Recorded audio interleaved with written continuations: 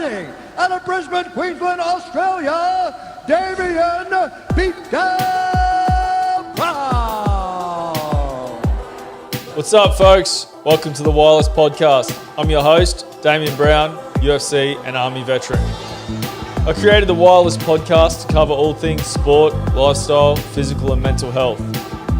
It's not about me, it's about the listeners. So if you want to see anything or hear anyone in particular on the podcast, please reach out any way you can, shoot me a message or an email and let me know. I can't guarantee it, but I'll do my best to make it happen. Your support is what drives me to produce the best content possible.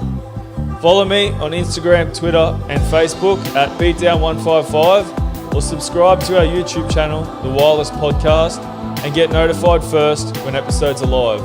Nothing is off limits, so tune in and hopefully we can produce some wicked content for you in the near future.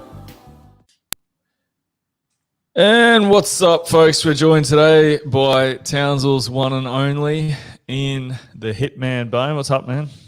D Brown, good to see you, my friend. It's always fun to have a chat. Always. Your opinions are always fun to listen to. And given the current state of the world, I can't wait to talk to you. So, how's Townsville? Man, it's pretty good. I mean, we're just sitting up here. I'm actually in the gym. I just finished working out with one of my coaches. I've been hitting pads more in the last 2 months than I have in the last 5 years. It's been fun, but get the chance to be selfish and do my own training. Yeah, I see on your Instagram and Facebook and that you're hitting pads with the girls a lot, which is obviously probably better. It's good for everyone, right? But those girls are definitely getting sharp, and they would be enjoying the time, the one-on-one time.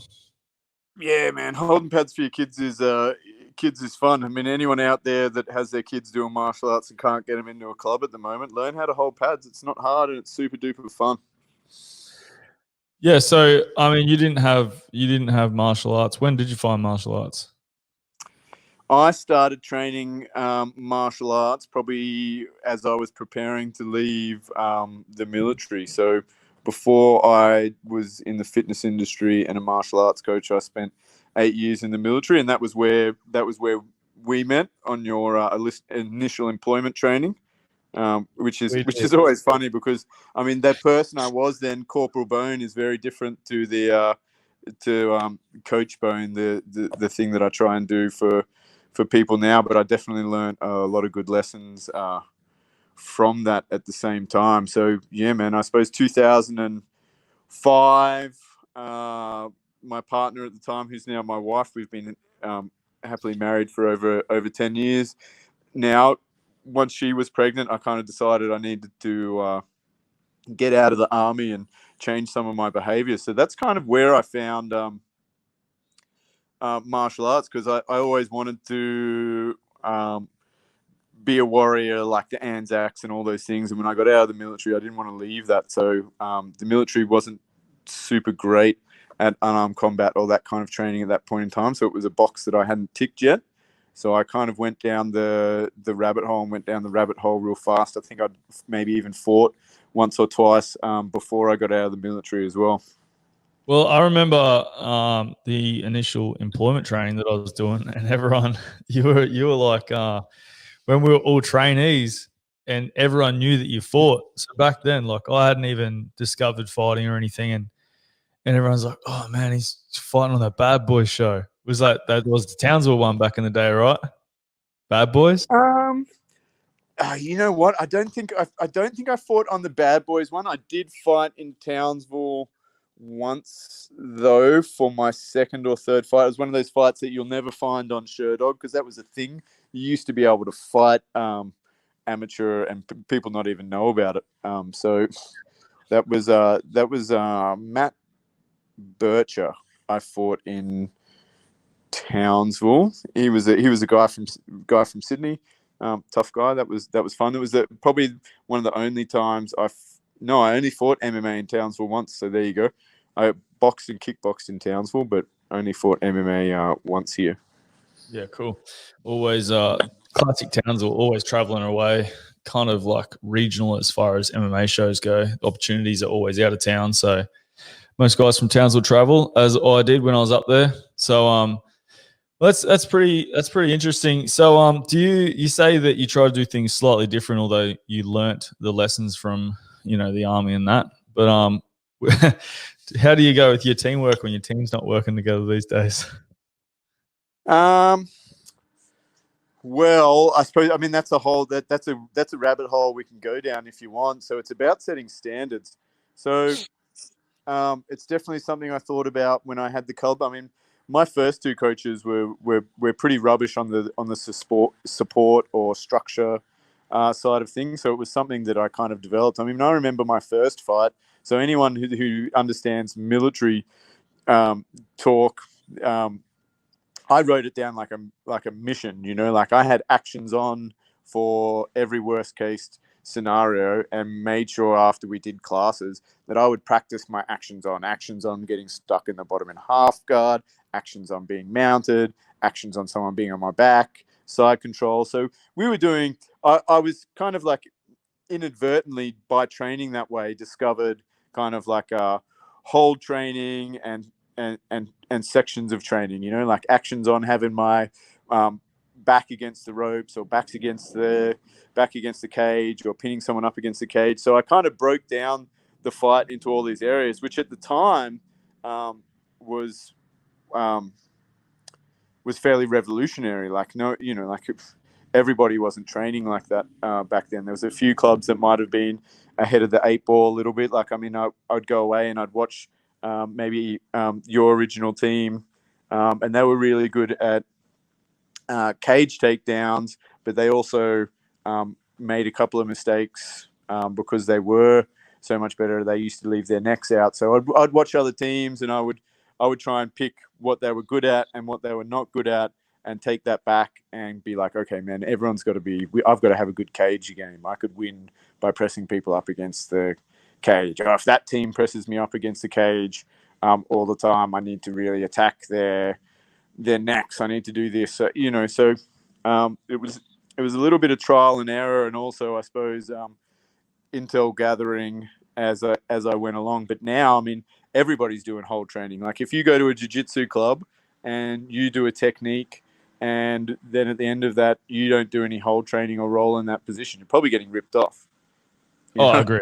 100%. Yeah, 100%. So there's commonality that lots of people doing, and we train our striking a little bit like that too now, where it's like, okay, someone's just going to throw jabs at you for a round. Someone's just going to throw jab cross hook at you for a round, and you're going to use all your counters, all your movement. So we kind of move that breaking down of the training to make some kind of liveness in the drill, where you can practice it. There's a little bit of resistance. There's some footwork, but you get to be a little bit creative and do some problem solving inside that drill too. Yeah. So that's an awesome way of training. I mean, probably that would have been like 12, 13. Well, I started training 12. That would be like 13, 14 years ago you had that fight. So a lot of people back then wouldn't have been really breaking down technique and looking at video and looking at what other teams did better or well, or what they didn't do good. I mean, it was still, the sport was relatively new. I mean, UFC's been only going for like 2 decades. So it's that would have been something that a lot of people weren't doing. Yeah, and some people were. Like if you look back, I mean, if you looked back and watched Danny Higgins fights, you'd be like, oh man, that guy would be killing it now. Like he was that good. He was that good then, when even people were getting to UFC level back then, and they weren't as well rounded as they are now. So I mean, it existed, but it wasn't as common as it is now. Like the level's definitely raised a little bit, and I think there's still lessons to be learnt that we don't do well. So I mean, at a high level, people like yourselves and other people at that international level, concepts like decentralized training works well, but no one really knows how to do it properly. How do you do decentralized training like GSP did, but still have a coach to go to all the time and still be accountable to someone, because being a Ronin doesn't work. Like if there's something that I've noticed is, like, some of those guys hit that top level, and sometimes they even get worse, Yeah. and they're Well, just floating around, and they never got better because they don't have that guy saying, "Hey, man, this shit you're doing is bullshit. You need to change it." Yeah, well, I mean, we've got to be accountable to essentially a head coach. You can have whatever other coaches you want, but there needs to be someone that keeps you accountable, someone that puts you through, the right rounds, the right training, goes over things, says you suck at this, you need to do that. Like, we have to have that person. You can't just go off by yourself and do a bit of jiu-jitsu here and kickboxing there and then go into a fight and think you've got it all together. It doesn't. I mean, some people can get away with it, but it doesn't work for a lot of people. Mm. Yeah, and what are you doing as a fighter too to make your team stronger? Like if you want a whole bunch of good training partners and everything else, what are you doing to make your team stronger and build up your training partners? So there has to be some kind of like give and take with that ego to make sure you're not being too selfish as well. So I mean, it's interesting. It's definitely something that you're going to have to think about more.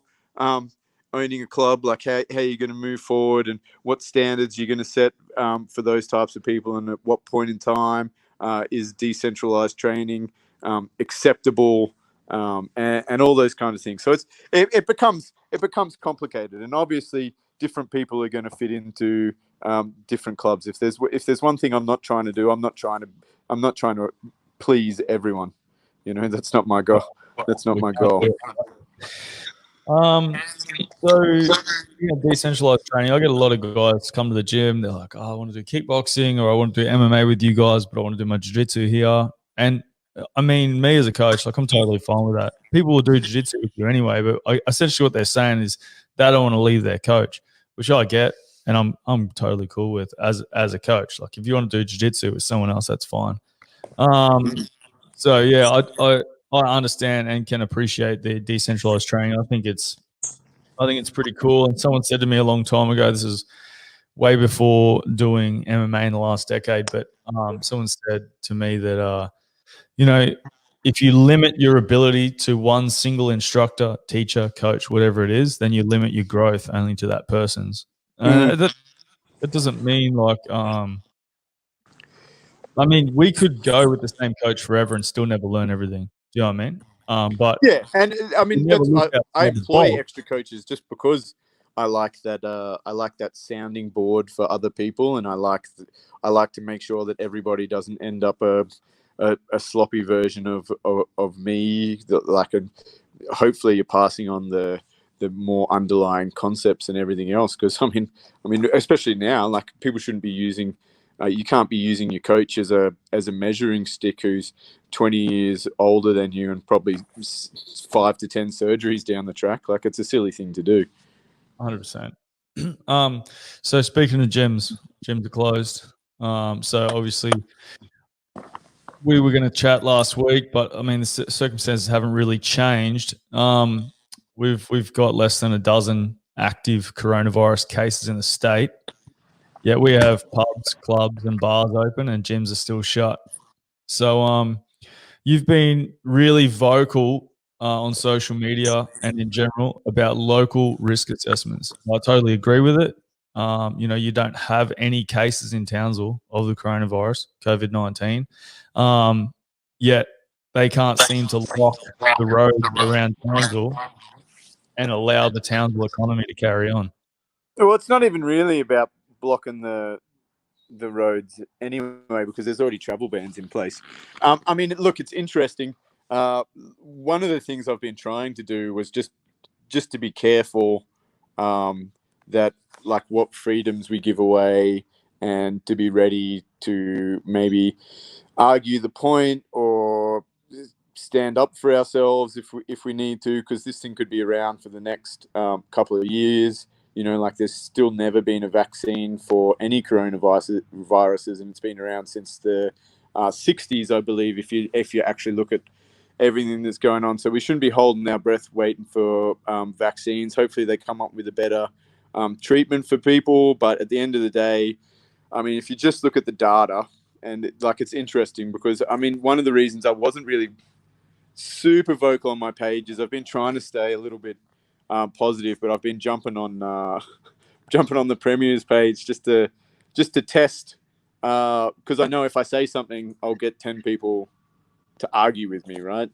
So I just wanted to test to see what people's reaction was, to see if anybody had like a solid reason. And unfortunately, no one seems to have a solid reason. Apparently, 7 cases in 5 million people over 6,000 kilometers is enough to be frightened of this thing, which I don't think it is. Because not only is it a 7 in 5 million chance that you're going to walk past someone that's infected, and that's how you catch it, right? So if everyone else is asymptomatic, you're probably not going to catch it, very likely anyway, off someone that's asymptomatic. But at the end of that, you've also only like a certain amount of people are going to be hospitalized from that. So there's probably a 95% chance you're not going to be hospitalized for it. And if you are hospitalized for it, like only 0.3%, even if it was 1%, 1% of people hospitalized get really sick and in a critical condition. So when you start saying it like that, you're really looking at a more than 1 in 5 million chance. It's like, fuck, buy a lottery ticket if you're scared of it. Yeah. And I believe in everything that we did. We did the right thing. We needed to be cautious, come up with a system to lock people down and everything. I think we've done that. But there needs to be like more zonings, or at least a trust in the travel ban. If there's an 150-kilometer travel ban, then no one from Cairns should be coming to Townsville. So you could separately have different phases for those cities. And right now we've been working off faith for these travel bans anyway. There's no blockades on the roads. Everybody's just been doing the right thing. So when someone says, well, how do you manage that? Well, they're not managing it now. No, yeah, totally. I mean, it's the same as traveling between the state. I mean, you fill out a piece of paper and you drive across the border. So it's only like people can still do it. It's just managed a little different there. But people have been abiding by the rules. So they've really just helped themselves. But I think it's definitely obviously yourself and me, we're both gym owners, and it's pretty frustrating to sit back and watch. I guess one of the big arguments, and I had it on social media as well, was hairdressers, right? They're touching people, Yeah. Look, we could definitely get into semantics about all these things, but I think what happens is you do start to get into semantics, and at the end of the day, if this is what pays my super, how is it any more essential to me than it is to a doctor? Because it's paying for my super and my retirement, and it's paying off my house and everything else. So how is anybody's job more essential than the other? Like, that's horseshit right there. Because if we're going to do that, then we're really starting to say certain people are more important than other people. So I'd like to think on a value decision, it's probably unethical already. Now, if that's the case, then I really think our government needs to stop telling us what to do, and they should be preparing to protect people from the virus that's happening beyond social distancing and beyond shutting down businesses, because the economy is people's lives, especially for young people. And if you're super frightened, then get a job that keeps you indoors and away from people. That can be a personal choice for you. If you're not frightened and you want to play rugby league on the weekend, it should be your right to play rugby league on the weekend. Just like it's your right to smoke if you want to, or to eat donuts. You're not in charge of protecting me from all the viruses out there. It's like no one's protecting people from cancer or obesity or heart disease or liver disease, So we've already gone down a dangerous path of making it unethical. So I would rather not argue about those other things and argue that we can't keep classifying people as essential and non-essential, and we can't keep telling people what distance they can stand from other people. Like, I mean, it's a little bit silly, isn't it? Oh, I agree totally. I mean, I'm willing to grapple with anyone tomorrow. Yesterday, in fact. I mean, to me, I haven't personally known anyone who's got the virus at all, and so I'm not like saying that it's a bloody hoax or anything. I'm just saying, like, personally, to me, no one has got it. So why can't I carry on with my life? Do you know what I mean? And then it's an individual's responsibility to go, I am sick, or I have got it, I'm going to stay away from there, and let people know they got it. But otherwise, I mean, it's been over 2 months, 2.5 months. It's kind of time for people to be allowed to make that decision, like you say, to get back to their life, to get back to some kind of normality. Well, and here's an interesting problem, and because what happens is when you talk online and you have these ideas, someone always pipes up and says, "Oh, are you an epidemiologist now?" Now, the interesting thing is that community gave only two options to this. One was elimination, and one was immunity. Now, if you think of us as a worldwide entity rather than a country, elimination is out the door, not going to happen.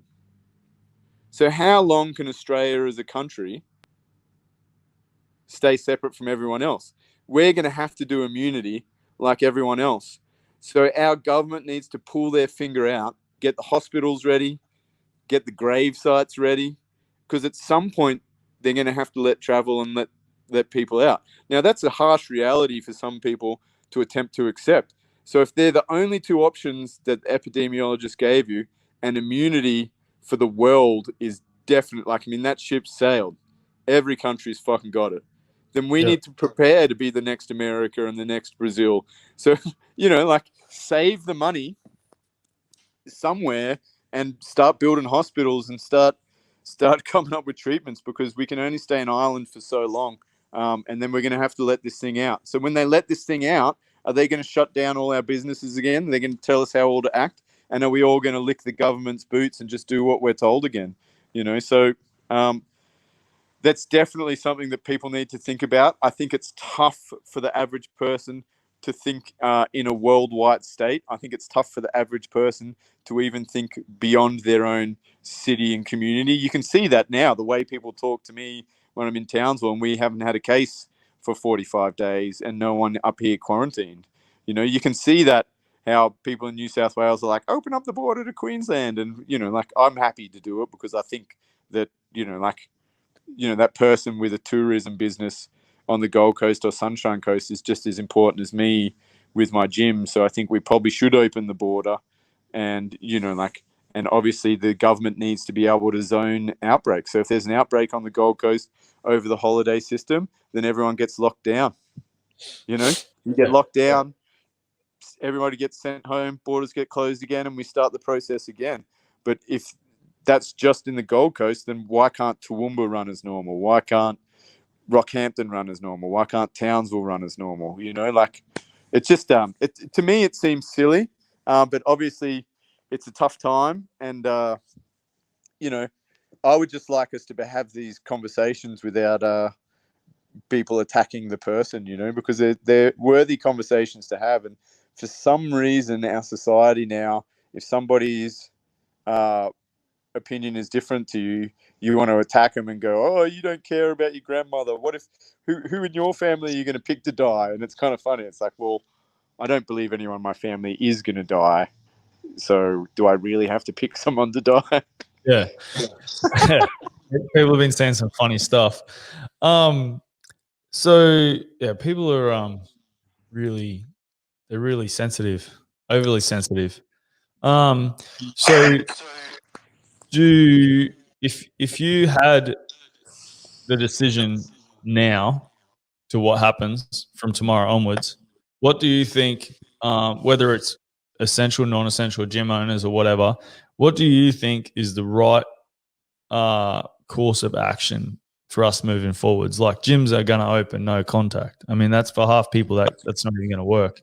So what do you think moving forward is the answer? Man, look, for me, I'm struggling with the whole new normal type of thing. Like, for me to want to hold like a thermometer at someone's head every time when I'm like, honestly, like if I did an honest risk assessment myself, I'd say the chances of someone rocking up with COVID are very little.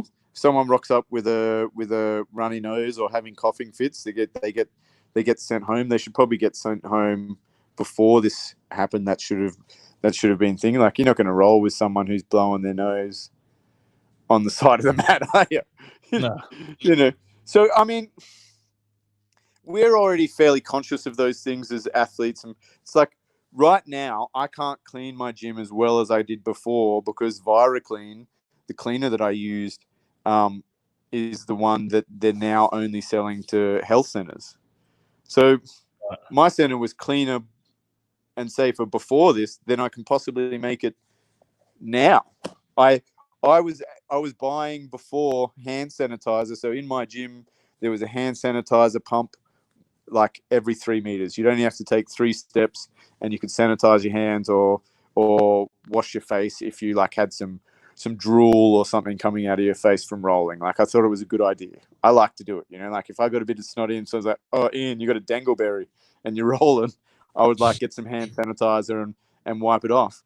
But that hand sanitizer that I used to buy for $6 is now $24. And I'm lucky to be able, like if I buy 5 or 6 things of that, I'm lucky to lay it out. So what I did is I bought 20 liters of isopropanol, like proof, and I made the WHO recommended sanitizer for this at about 90 proof. So I've got 20 liters of some stuff that I made myself.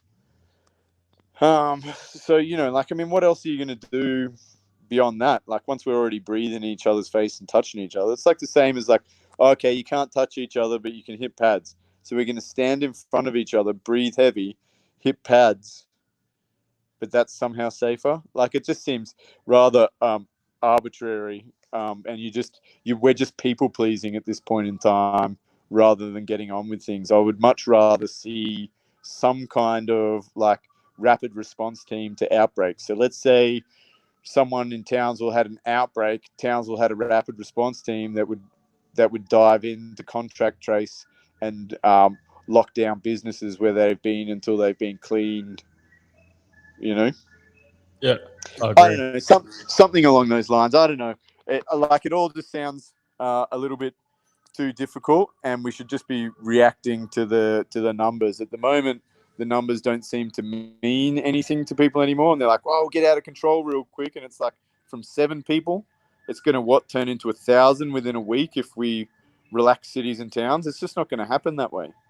Oh no, I agree, and we've seen it in New South Wales. Like the gyms are going back on the first of June, and South Australia is the same. They just brought theirs forward by 2 weeks, so 1st of June seems to be, the time that the states that were hit the hardest are going back already. Here's an interesting statistic for you as well. So, Queensland has roughly the same population as New Zealand. Yeah. But we're spread out over 6,000 kilometres. You could fit 20 New Zealands into Queensland. And now in New Zealand, you can roll and train and do all those other things. But they have just as many active cases as us, I think. Yeah, well, and they're allowed back to the gym, but I think they've got some restrictions on numbers, but they're allowed back to do contact and stuff. So, but, and professional athletes are allowed to train again. But because individual athletes aren't financed like big corporations like the NRL and that, we can't do the right biosecurity, measures that the government said you have to go by because you can't afford to do it. So some professional athletes are allowed to go back to training based on that alone. So that's difficult as well. But anyway, that's enough about coronavirus. I think that it's quite frustrating for everyone to kind of sit around. And it's pretty obvious that it's very controlling, and that any kind of decision making is probably not. It's not, to me, it's not really in the best interest of the people, but there's probably something else there.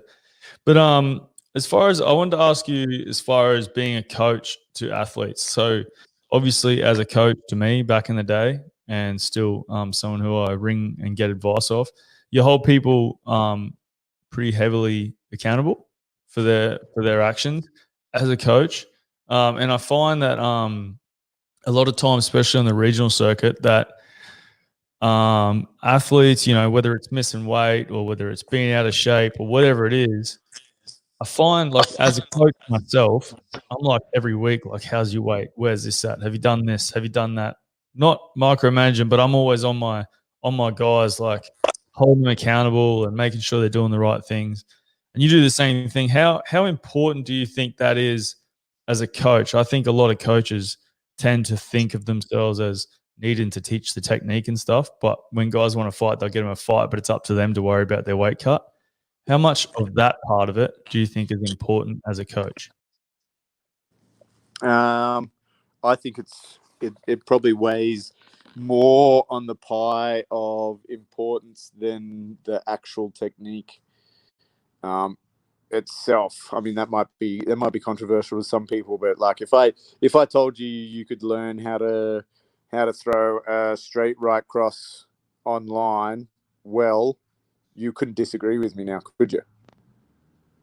You know, could you learn to throw a good straight right cross online? You'll probably find a couple of world champions willing to teach you to throw a cross well online with all the details and everything involved. So what separates then the champions or the winners from the losers?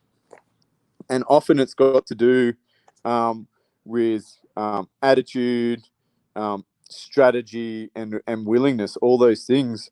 And I think if you can take the martial arts or whatever it is that you're teaching people and add that, you can not only you might make champions, but you might change a whole heap of people's lives in the process. And you don't change people's lives by taking a drop kick and let him act like a drop kick and he beats up a few people and then you never made him accountable. So now you've just got a drop kick who's good at martial arts and you thought you were going to change his life. No, you're going to change his life by changing his belief systems and his attitude towards those things. You know, like I probably seriously never, I probably shouldn't have ever won any of my fights. I don't remember a single fight where I wasn't out experienced, outmatched, or out coached.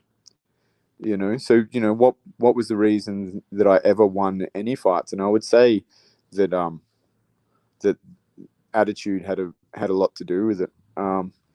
So that's, I think I call it the pie of importance. This could be a trademark. So, you know, like if you were to draw up a pie chart, just a simple pie chart, and you were to say, I would say to you, okay, this pie chart represents winning.